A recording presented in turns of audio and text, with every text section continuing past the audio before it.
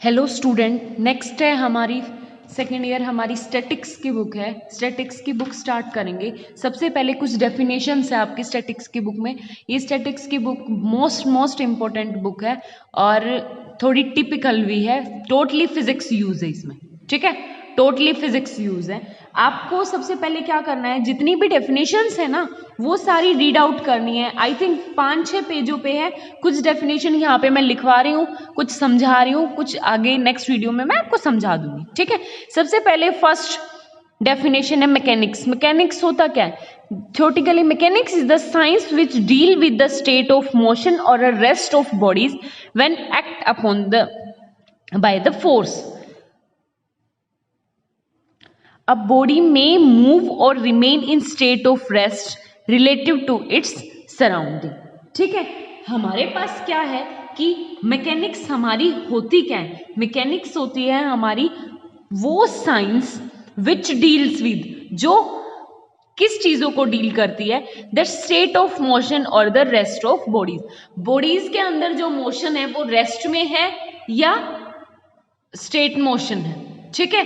Particles का जो वो है पोजीशन, वो रेस्ट में है या मोशन में है, उन सब उनकी स्टेट को जो डील करती है वो क्या होती है? हमारी मैकेनिक्स। अब मैकेनिक्स दो टाइप की होती है। फर्स्ट होती है statics and second is dynamics. Statics आपकी है इस सेम में, आई मीन थर्ड सेम में, और डायनामिक्स आपकी आ जाएगी नेक्स्ट, ठीक है। नेक्स्ट है शायद 5th सेम में है, नेक्स्ट 6th सेम में। देखो उससे आगे क्या आ जाएगा? नेक्स्ट है स्टैटिक्स। स्टैटिक्स होता क्या है? Statics is the branch of mechanics. Statics mechanics की वो ब्रांच है which deal with the action of force on solid body in equilibrium. मतलब जो बॉडी बिल्कुल रेस्ट पोजीशन में है, रेस्ट पोजीशन में, उसके ऊपर हमें फोर्स लगाना है और उस फोर्स से जो जो चेंजेस आएंगे, जो जो कंडीशंस होगी, उन सबको जो रीड आउट करती है वो क्या होती है? हमारी स्टैटिक्स, ठीक है। उससे आगे हमारी डायनामिक्स। डायनामिक्स क्या होती है? नेक्स्ट पढ़ो। Dynamic is the branch of mechanics. Dynamics math की वो ब्रांच है, मैकेनिक्स की वो ब्रांच है with the action of force on bodies in motion. उन फोर्सेस को पढ़ती है जो किस पे लगाए जाते हैं? मोशन वाली बॉडीज पे। बॉडीज इन मोशन, जो बॉडी मोशन में है उनके ऊपर जो फोर्स लगाया जाता है और जो एक्शन प्रोड्यूस होता है उसको जो डील करती है, जो स्टडी करती है, वो क्या होती है? डायनामिक्स। आपकी शायद 6th सेम में है, ठीक है। उससे आगे नेक्स्ट हमारे पास particle.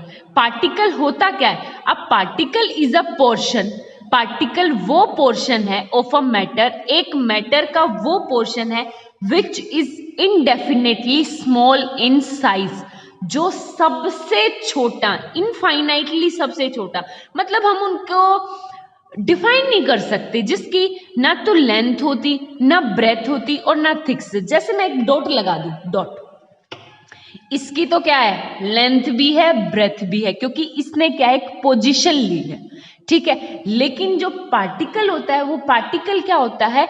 Without length, breadth and thickness, जिसकी ना तो लेंथ होती, ना ब्रेथ होती और ना थिकनेस होती, और वो इनफाइनाइटली स्मॉल इन साइज, मतलब इतना छोटा होता है कि हम उसे डिफाइन नहीं कर सकते वो कितना छोटा है, ठीक है। Infinitely small in size.